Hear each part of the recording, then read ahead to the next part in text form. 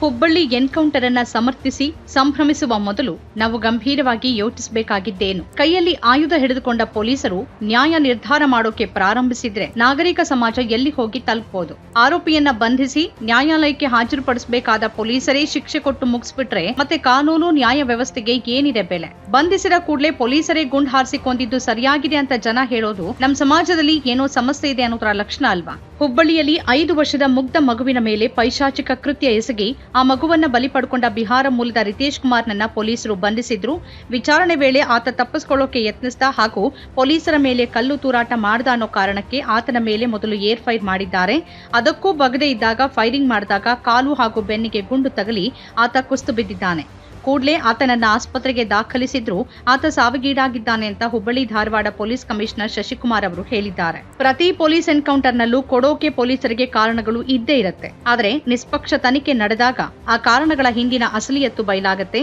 ಎನ್ಕೌಂಟರ್ಗಳಲ್ಲಿ ಹೆಚ್ಚಿನವು ನಕಲಿ, ಪೊಲೀಸರು ಕೊಟ್ಟಿರುವ ಕಾರಣಗಳು ನಕಲಿ ಅಂತ ವರದಿ ಬರುತ್ತೆ. ಹುಬ್ಬಳ್ಳಿಯಲ್ಲಿ ಭಾನುವಾರ ನಡೆದಿರುವ ಎನ್ಕೌಂಟರ್ ಬಗ್ಗೆ ನಿಷ್ಪಕ್ಷ ತನಿಖೆಯಾಗಬೇಕು. 5 ವರ್ಷದ ಮಗುವಿನ ಮೇಲೆ ಅಂಥದ್ದೊಂದು ಭಯಾನಕ ಕೃತ್ಯ ಎಸಗಿದವನು ಬಂಧಿತ ರಿತೇಶ್ ಕುಮಾರ್ನೇ ಹೌದು ಅಂತಾದ್ರೆ ಆತ ಈ ಭೂಮಿ ಮೇಲೆ ಕಾನೂನು ಪ್ರಕಾರ ಸಿಗಬೇಕಾದ ಕಠಿಣಾತಿ ಕಠಿಣ ಶಿಕ್ಷೆಗೆ ಸಕಲ ರೀತಿಯಲ್ಲೂ ಅರ್ಹನಾಗಿದ್ದಾನೆ. ಒಂದು ದಿನವೂ ತಡ ಮಾಡದೆ ನೆಲದ ಕಾನೂನು ಪ್ರಕಾರ ವಿಚಾರಣೆ ಮುಗಿಸಿ ಆತನಿಗೆ ನ್ಯಾಯಾಲಯ ಅತ್ಯಂತ ಕಠಿಣ ಶಿಕ್ಷೆ ಕೊಡಲೇಬೇಕು. ಆದ್ರೆ ಆತನೇ ಅಪರಾಧಿ ಆಗಿದ್ದರೂ ಆತನನ್ನ ಬಂಧಿಸಿದ ಕೂಡಲೇ ಎನ್ಕೌಂಟರ್ ಮಾಡಿಕೊಳ್ಳೋದು ನಾಗರಿಕ ಸಮಾಜದ ಕಾನೂನು ನೀತಿ ನಿಯಮಗಳು ಇರುವ ನಾಡಿನ ಲಕ್ಷಣ ಅಲ್ಲ.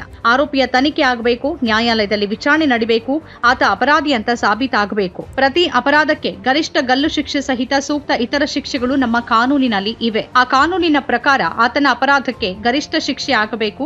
ಅದು ಕಾನೂನಿನ ಪ್ರಕಾರ, ನ್ಯಾಯಾಲಯದ ಪ್ರಕಾರ ಆಗಬೇಕೇ ವಿನಃ ಪೊಲೀಸರ ಪ್ರಕಾರ ಅಲ್ಲ. ಹುಬ್ಬಳ್ಳಿ ಪೊಲೀಸರು ಭಾನುವಾರ ನಡೆದ ಎನ್ಕೌಂಟರ್ಗೆ ಕಾರಣ ಕೊಟ್ಟಿದ್ದಾರೆ. ಅದರ ಬಗ್ಗೆ ತನಿಖೆ ಆಗಬೇಕು.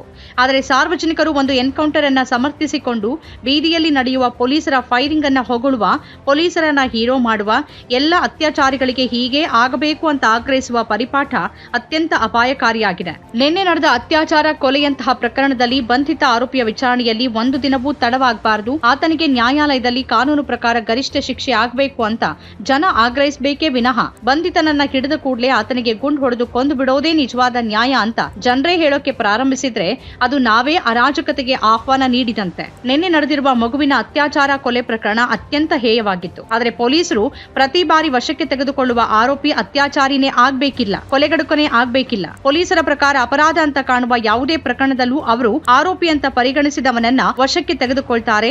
ಆ ಆರೋಪಿ ನಿಜಕ್ಕೂ ಅಪರಾಧಿನ ಅಥವಾ ಅಲ್ವಾ ಅನ್ನೋದು ನ್ಯಾಯಾಲಯದಲ್ಲಿ ಸಾಬೀತಾಗಬೇಕು. ಆದ್ರೆ ನಿನ್ನೆ ಹುಬ್ಬಳ್ಳಿಯಲ್ಲಿ ನಡೆದಿರುವುದನ್ನ ನಾವು ಸಮರ್ಥನೆ ಮಾಡಿಕೊಳ್ಳೋದು ಅಂದ್ರೆ ಪೊಲೀಸರಿಗೆ ಯಾರನ್ನ ಬೇಕಾದ್ರೂ ಎನ್ಕೌಂಟರ್ ನಡೆಸೋಕೆ ಅವಕಾಶ ಮಾಡಿಕೊಟ್ಟಂತೆ. ಪೊಲೀಸರು ವಶಕ್ಕೆ ಪಡೆದವರು ತಪ್ಪಿಸಿಕೊಳ್ಳೋಕೆ ಪ್ರಯತ್ನಿಸಿದ್ರೆ ಅಥವಾ ಆತ ತಪ್ಪಿಸಿಕೊಳ್ಳೋಕೆ ಪ್ರಯತ್ನಿಸಿದ್ದಾನೆ ಅಂತ ಪೊಲೀಸರು ಪರಿಗಣಿಸಿದ್ರೆ ಆತನನ್ನ ಗುಂಡಿಕ್ಕಿ ಕೊಂದು ಬಿಡಬೇಕಾ? ಪೊಲೀಸರ ಕೈಗೆ ಸಿಗೋರೆಲ್ಲರೂ ಹಾರ್ಡ್ ಕೋರ್ ಕ್ರಿಮಿನಲ್ಗಳೇ ಆಗಿರೋದಿಲ್ಲ. ಬೀದಿಯಲ್ಲಿ ನಿಂತು ಸರ್ಕಾರದ ವಿರುದ್ಧ ಹೋರಾಟ ಮಾಡೋರು ಪೊಲೀಸರ ದೃಷ್ಟಿಯಲ್ಲಿ ಒಂದು ಪ್ರಕರಣದ ಆರೋಪಿಗಳೇ. ಅತ್ಯಾಚಾರ ಕೊಲೆ ಪ್ರಕರಣದಲ್ಲಿ ಪೊಲೀಸರೇ ನ್ಯಾಯ ನಿರ್ಧಾರ ಮಾಡಿ ಅದನ್ನ ಜಾರಿಗೊಳಿಸಲಿ ಅಂತ ನಾವು ಅವಕಾಶ ಮಾಡಿಕೊಟ್ರೆ ನಾಳೆ ಎನ್ಕೌಂಟರ್ಗೆ ಒಳಗಾಗೋರು ಬೇರೆ ಯಾವುದೇ ಪ್ರಕರಣದ ಆರೋಪಿ ಆಗಿರಬಹುದು. ಅವರು ಭಾಷೆ ಸಂಸ್ಕೃತಿಗಾಗಿ ಬೀದಿಗಿಳಿಯುವ ಹೋರಾಟಗಾರರು ಆಗಿರಬಹುದು, ನ್ಯಾಯ ಹಾಗೂ ಹಕ್ಕುಗಳಿಗಾಗಿ ದುಡಿಯುವ ಸಾಮಾಜಿಕ ಕಾರ್ಯಕರ್ತರು ಆಗಿರಬಹುದು, ಭ್ರಷ್ಟಾಚಾರ ವಿರೋಧಿ ಆಕ್ಟಿವಿಸ್ಟ್ಗಳು ಆಗಿರಬಹುದು. ಹುಬ್ಬಳ್ಳಿ ಪೊಲೀಸ್ ಕಮಿಷನರ್ ಶಶಿಕುಮಾರ್ ಅವರು ಜನಪರ, ದಕ್ಷ ಹಾಗೂ ಪ್ರಾಮಾಣಿಕ ಕಳಕಳಿಯ ಅಧಿಕಾರಿ ಅಂತ ಹೆಸರು ಮಾಡಿದವರು. ಕೈಯಲ್ಲಿ ಪಿಸ್ತೂಲ್ ಇರುವ ಪ್ರತಿ ಪೊಲೀಸ್ ಅಧಿಕಾರಿಯೂ ಹಾಗೆ ಇರಬೇಕಂತಿಲ್ಲ. ಹಾಗಾಗಿ ನಿನ್ನೆ ನಡೆದ ಹುಬ್ಬಳ್ಳಿ ಪೊಲೀಸ್ ಎನ್ಕೌಂಟರ್ ಅನ್ನ ಸಂಭ್ರಮಿಸುವಾಗ ಇನ್ನೊಂದು ಎನ್ಕೌಂಟರ್ಗೆ ನಾವೇ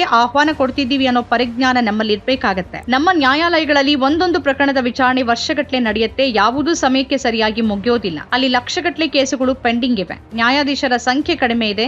ಆದರೆ ಅದಕ್ಕೆ ಪರಿಹಾರ ಪೊಲೀಸ್ ಎನ್ಕೌಂಟರ್ ಅಲ್ಲ. ಎನ್ಕೌಂಟರ್ ಮಾಡಿದ ಪೊಲೀಸ್ ಆಫೀಸರ್ಗೆ ಸಚಿವರು ಸಲ್ಯೂಟ್ ಮಾಡೋದು, ಲೇಡಿ ಸಿಂಗಂ ಪಿಸ್ತೂಲ್ನಿಂದ ಸಿಡಿದಿದ್ದು ಬರೀ ಮದ್ದಲ್ಲ, ಜನರ ಆಕ್ರೋಶ, ಪಿಎಸ್ಐ ಅನ್ನಪೂರ್ಣ ಭದ್ರಕಾಳಿ ಆದಾಗ ಅಂತ ಮಾಧ್ಯಮಗಳು ವರದಿ ಮಾಡೋದು, ಎನ್ಕೌಂಟರ್ ಮಾಡಿದ ಪೊಲೀಸರಿಗೆ ಜನ ಬೀದಿಯಲ್ಲಿ ಜೈಕಾರ ಹಾಕೋದು, ಇವೆಲ್ಲ ತೀರಾ ಆತಂಕಕಾರಿ ಬೆಳವಣಿಗೆಯಾಗಿದೆ.